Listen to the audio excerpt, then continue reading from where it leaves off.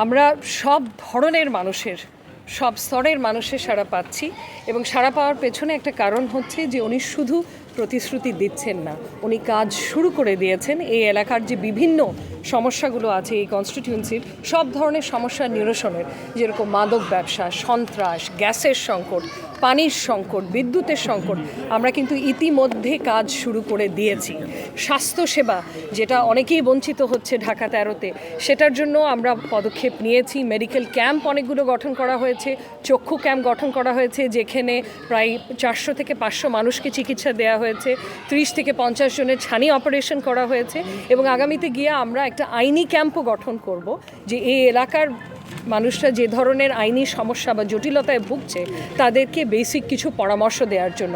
আমরা আজকে আপনারা দেখতে পাচ্ছেন আইনজীবী সমাজ এসেছি, ওনার পাশে আছি, ওনার সাথে আছি এবং আমরা আশা করছি আমরা বিপুল সংখ্যক ভোটে জয়ী হব, এটা আমাদের বিশ্বাস, শুধু আমাদের আশা।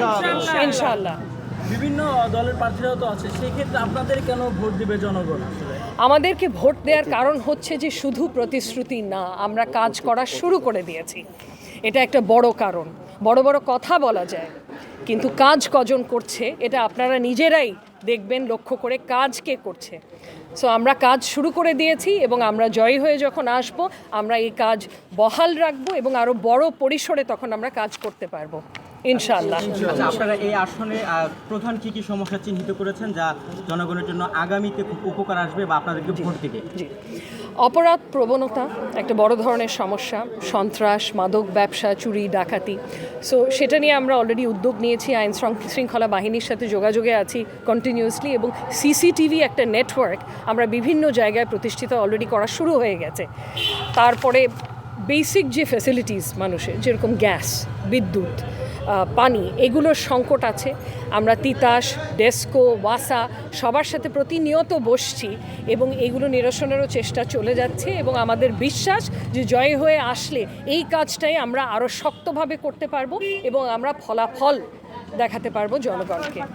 আমি পরিকল্পনার কথা তো আপনাদের বললামই কিছু দূর, যে আমরা আইন শৃঙ্খলা বাহিনীর লোকজনের সাথে অলরেডি বসা শুরু করেছি, সিসিটিভি ক্যামেরা সব জায়গায় বসানো শুরু করেছি এবং আরেকটা জিনিস, আমরা যদি ক্ষমতায় আসি সেক্ষেত্রে আমরা একটা মাসিক সভা আয়োজন করব, যেখানে সাধারণ মানুষ থাকবে, এই আইন শৃঙ্খলা বাহিনীর লোকজন থাকবে এবং যারা সেবা দিচ্ছে, যেরকম তিতাস, ডেস্কো, ওয়াসা, এনারা থাকবেন। তো সবাই মিলে তারা একটা জবাবদিহিতার জায়গা সৃষ্টি হবে, জনগণ তুলে ধরবে যে তাদের সমস্যাগুলো কি কি এবং যারা সেবা দান করছে তারা তখন সেই সমস্যাগুলো দিতে কিছু দূর হলেও বাধ্য হবে, কারণ তাদেরকে আমরা সামনাসামনি আনবো জনগণের এই সমস্যাগুলো সমাধান করার জন্য।